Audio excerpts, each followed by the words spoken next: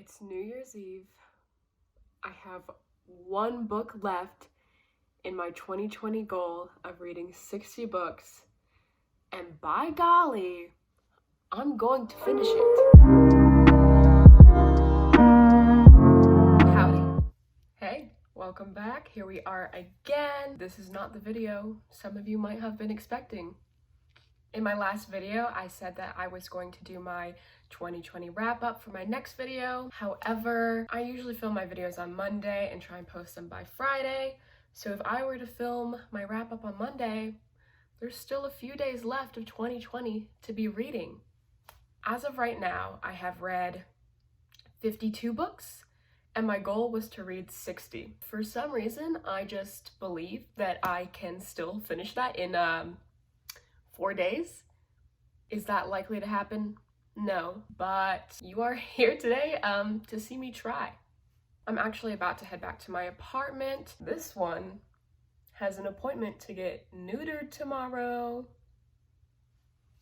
Since it's at 8 a.m., I'm going to my apartment today so that I don't have to wake up at like 5 a.m. tomorrow to get there. So I probably won't get much reading done on this first day, other than audiobooks while I'm driving, but I'm about to swing by a friend's house to pick up a book that I'm certainly going to read before the end of the year. Very excited for it.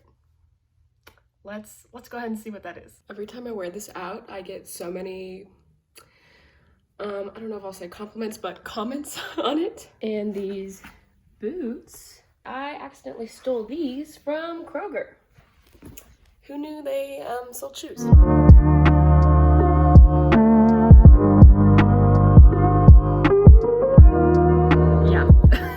This is the book I was getting. Last year, me and my friend Jay decided to read all of the Diary of a Wimpy Kid books just because we liked them so much when we were younger, and we were like, you know what, let's read them now. Last year, there was like 14 plus one spin-off Rowley book. So read like 15 Diary of a Wimpy Kid books last year. My reading goal last year was 50 books.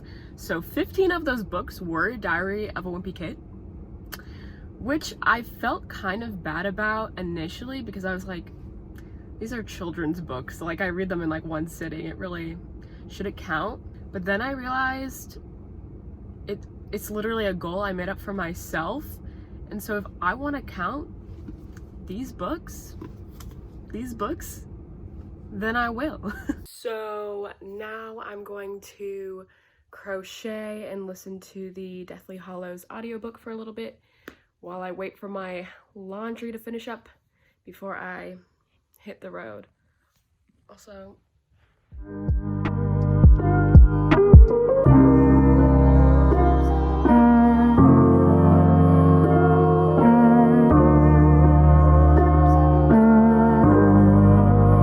I just finished reading How the King of Elfheim Learned to Hate Stories. So I agree with like what a lot of people are saying, that we wanted more. You know, like more scenes with Cardan and Jude. I personally wanted more from Cardan's point of view from like the second and third book, because it's really only the first book. Either way, I still thought it was really cute, and I really liked getting to read Cardan's point of view a little bit. And if nothing else, this is the most stunning book I own. Like that cover, but these illustrations, just wow.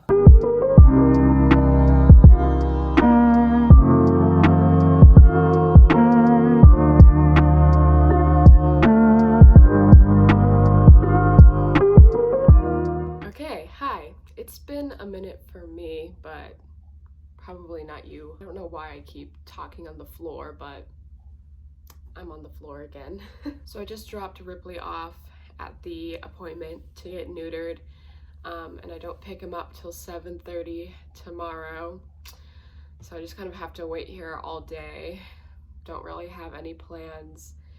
So I'm probably just gonna spend the day reading. I didn't film anything else last night because disaster struck on the drive home. So the drive here is probably like 2 hours, and I got so far, everything was fine until I had about 25 minutes left. I smell something very, very foul. and I realized that Ripley has pooped. I figured it would just be fine. I could easily pick it out and disinfect it. I've changed diapers before. It's not a big deal. I get back to my apartment and I just kind of put his crate in my bathroom so that I can finish unloading my car. When I get back, he has tipped it over. Shit is everywhere. Like, it's all over the floor. It's seeping into my bath mat. So I'm horrified. I lock us both in the bathroom and I let him out. He is also covered in shit. I do my best to clean out the carrier and the floor, and I didn't want him walking around on everything because he was covered in shit. So I put him in my shower, and then I just got in the shower with him so I could clean him. But he's never been in water before. I didn't have time to even like preheat the shower. Preheat. Like it's an oven. So we're both in there, freezing water. He's flipping out. Like, he's jumping up to my eye level, slamming his body against the shower door, trying to open it.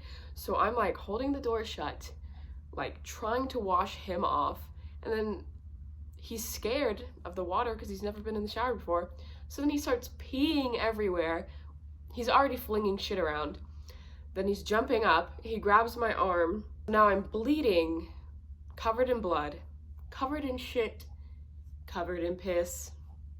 So it was kind of a nightmare, but we got through it. I cleaned it all up.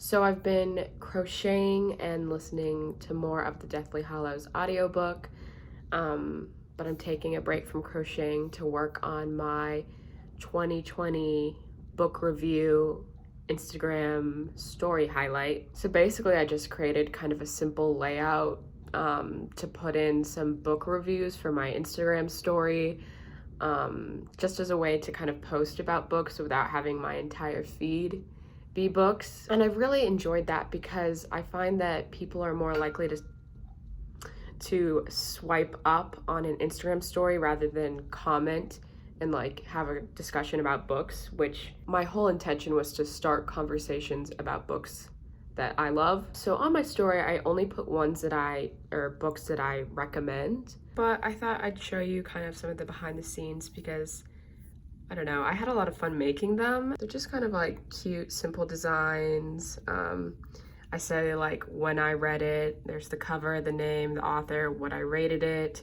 genre, a brief like description from Goodreads, and then like my thoughts. So that's kind of the approach I took for my 2020 review, and I'm definitely going to be making a 2021 highlight. So I don't know if you want me to make a video on how I made this or like how my design's going to change for next year, I can do that. I'm about to go walk to pick up an order of takeout ramen, and I'm finally breaking out this new mask that my mom got me for Christmas. It's from Out of Print. It's got these cute little books on it, and it says each purchase helps to support bookstores negatively impacted by COVID-19. So, super excited about that.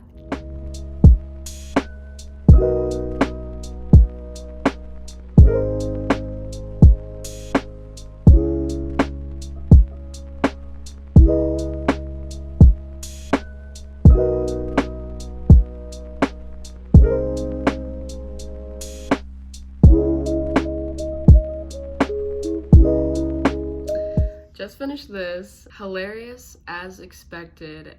However, I will say I don't really like these Rowley books as much as the classic Diary of a Wimpy Kid ones, because when I'm reading these, the like funny parts are usually like Greg coming in and saying something just insane. I love reading these. It's just so fun, especially reading them with a friend. Like, we just take pictures of like the funny pages and we send it back to each other, and we're like, Jeff Kinney, this man is crazy. Probably for the rest of the night, I'm just gonna listen to the Deathly Hallows while either working on my illustrations or crocheting.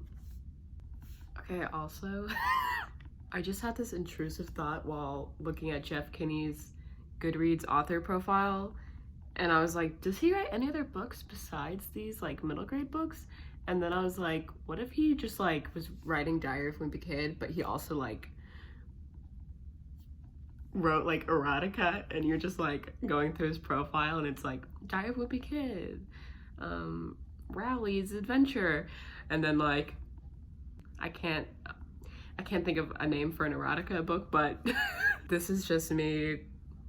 I don't know why. Well, okay, this isn't a completely insane thought, because one time I went to the Southern Kentucky Book Fest, and a young adult author had a panel at like, the panel was like young adult sci-fi, and the the moderator was introducing her. Should I say which author? She was like, okay, welcome. So this author has written many sci-fi young adult books, and she also writes these books about and then just like completely started talking about like her side project, like erotica novels, at this young adult panel. And the author was like, can we didn't want to bring that up. I just completely forgot that had happened until I thought that about Jeff Kinney for some reason. Happy to share.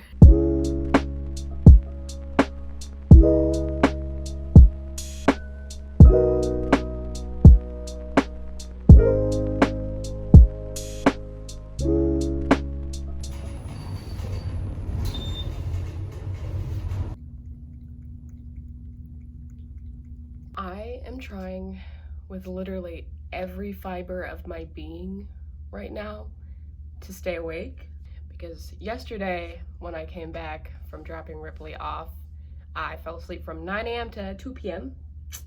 So don't want to repeat that, because that was not ideal. Ripley's doing good. He does keep trying to lick his wounds. The pet store doesn't open for another hour, so I can't go get one of those cone things, so I'm like having to rip him off every couple of minutes. The book I decided to start was The Circus.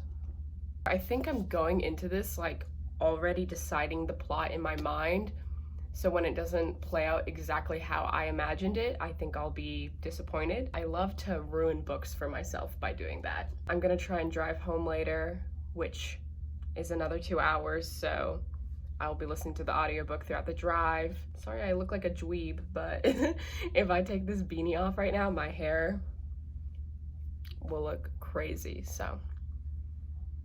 Anyways, okay, well, it's the end of the day now. I didn't get a chance to update at all what I was doing, but pretty much I was just listening to the Harry Potter audiobook and crocheting,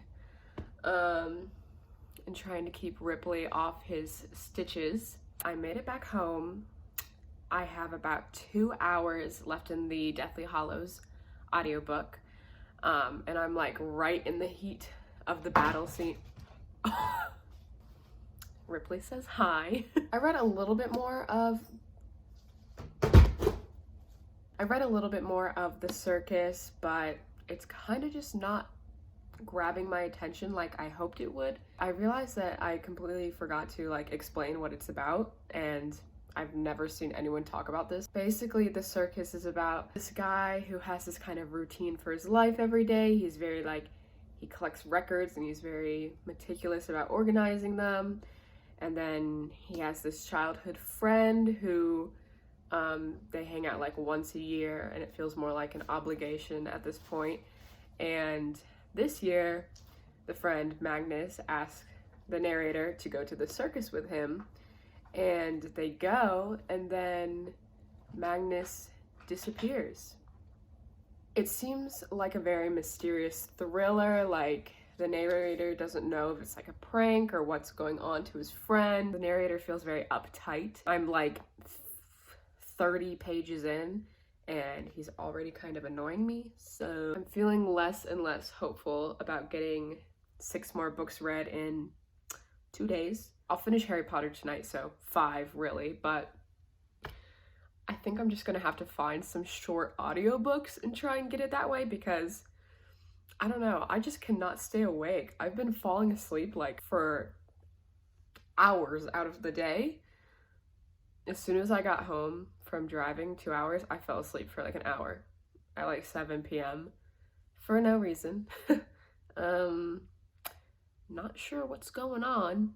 I'm gonna try my best to finish, but I'm already proud that I've read more than 50 books, so I'm not really too stressed about it. I have finished the Harry Potter series. So let's talk about it. Yes, this was my first time reading it ever. At 20 years old. I literally had no interest in it as a kid. Just not really for me. I'm not a huge fantasy gal. When the pandemic hit, I was in need of some audiobooks to listen to while doing my work, and I saw that the whole series was on Libby, and I was like, I feel like I can't really be a book person if I haven't read this series that everyone loves, which not that I by any means wanted to support J.K. Rowling. So the only reason I read it was because it was for free through Libby. Did not purchase that, and I'm not recommending anyone to do so. J.K. Rowling does not deserve anything more. Don't really want to like promote that on my channel, but I did read it, so like I said, I went into it not really thinking I would even like it. I was kind of hoping that I could be like, the series isn't even that good. Fuck you, J.K. Rowling. However, around book 5, that shit started hitting, and yeah, I have to admit, it was pretty good, which is so unfortunate because the author is a horrible human being. And it's just so ironic that Harry Potter's like, I stand up for all these people who are minorities and I fight for people. And then J.K. Rowling's like, that's not for me though. That's not for me. Just to use such a big platform that she has to spread hate and utter nonsense is so unfortunate. So I read the series and I will not be reading anything else from her or promoting her on my channel again. That being said, I have now read 55 books. The goal is to read 60. I have about 1 day left, so can I read 5 books in 1 day? We'll see, I guess. Also, I did finally finish all the like houndstooth patterns squares for my Harry Styles cardigan, so I'm really excited about that. Yeah, so pretty much I'm just gonna start reading the series of unfortunate events and see how far I can get with that.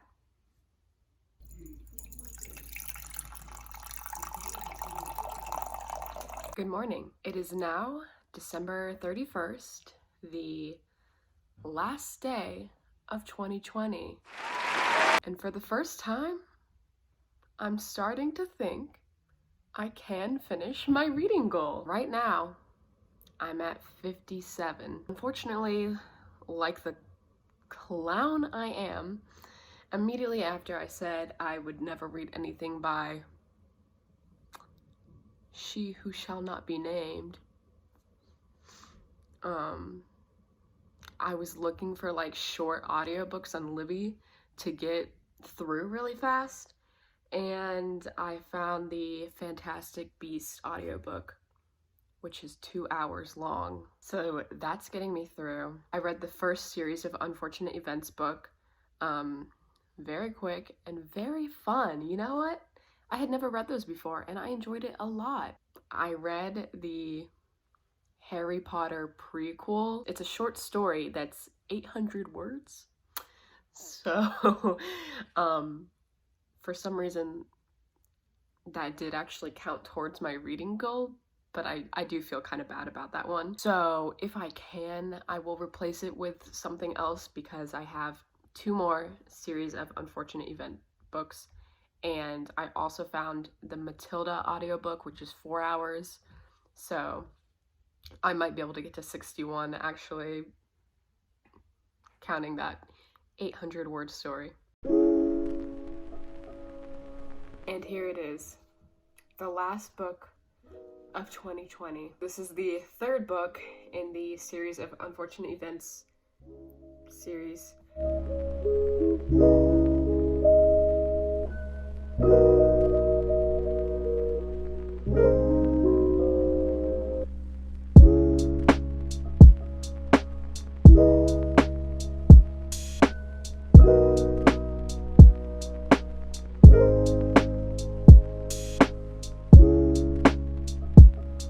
This is the face of a woman who has just done the impossible, who has just finished her unrealistic 2020 reading goal. Somehow, in the nick of time, I have finished reading my goal of 60 books for the year. It's currently 11 p.m. I had 1 hour to spare. And yes, this was actually the last book of 2020 for me. Was I reading a lot of them because I knew I could get through them quickly and get through my goal faster? Yes. However, I also just really love middle grade books, so I read a lot of them anyway. My tips for reading more: middle grade, audiobooks, and graphic novels. And novellas. No one has to know that one of the last books on your list was an 800-word short story. No one has to know that but you and all the strangers you are telling on the internet. Ultimately, I think 50 is a very comfortable number for me each year. That's just how much I get to about naturally at this point. Before I discovered audiobooks, it was about 25, but now I'd say I can get through 50 each year, no problem. Making my goal 60 really did push myself, and especially this last day. I don't think making a hobby feel like something that has so much pressure is really a good thing, but it is also nice to push yourself. I think going into 2020, I am going to push myself again, but if I don't get there, it's really okay. It's not really worth the pressure, but having it looming over your head does encourage you to read more. My 2021 reading goal is 70 books. I'm going to keep adding 10 each year until I get to 100, and then we'll see. Thank you for sticking with me throughout this whole video. This was my first time attempting vlogging, so hopefully I did it right. But yeah, I have a lot of exciting videos planned for 2021, so I'm really excited to see where things go, and hopefully I can keep up with the videos because I will be starting classes again in like mid-January. That may push me back a little bit, but you and me, we're in for this ride together. Happy New Year, everyone. I hope you finish your goals as well. If not, that's okay. Push yourself to greatness in 2021, and I will see you next week.